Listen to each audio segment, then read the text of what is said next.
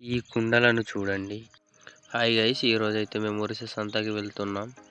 మా వాళ్ళైతే బొల్లరకి వెళ్ళిపోదామనేసి అన్నారు.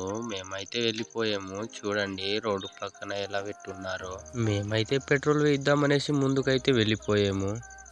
మేమైతే బజార్కి వచ్చేసాము. చూడండి, బయట నుంచి చూస్తే ఎవరు లేనట్టుగా కనిపిస్తుంది. లోపల వెళ్ళి చూస్తే నడవడానికి కూడా ప్లేస్ లేదు. ఇక్కడైతే కూరగాయలు అయితే చాలా తక్కువకి దొరుకుతుంది. చూడండి, మిరపకాయలు అయితే 20 రూపాయలు అన్నమాట. మేమైతే ఒకటి తీసుకున్నాము. మీ సంతలో ఎంతకి దొరుకుతుందో కింద కామెంట్ చేయండి.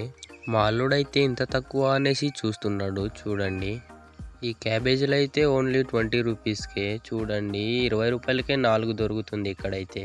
ఈ కుండలను చూడండి, మా గిరిజనులైతే ఎక్కువగా అన్నం వండుకోవడానికి ఉపయోగిస్తారు. ఈ కుండని చూసారా?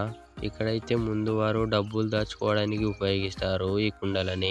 మేమైతే అన్ని కొనేసాము. ఇక్కడైతే చాలా ఎండగా ఉంది. మేమైతే కూల్ అవుదాం అనేసి వచ్చేసాం. మా వాళ్ళైతే 4 మిక్స్లు అడిగారు. చూడండి, ఇదైతే చాలా చల్లగా ఉందండి. బాయ్ గైస్, నచ్చితే మా పేజ్ని ఫాలో చేయండి.